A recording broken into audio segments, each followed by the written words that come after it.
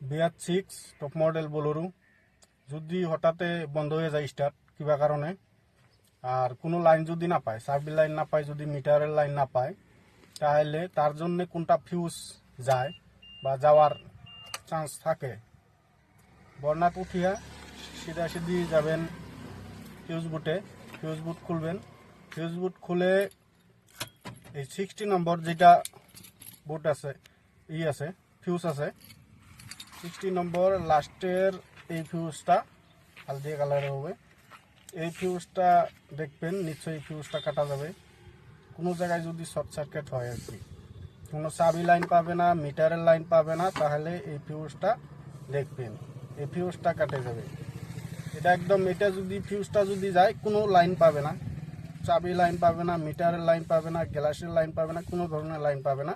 তার জন্য এই 60 নম্বর ফিউজটা চেঞ্জ করে দিলে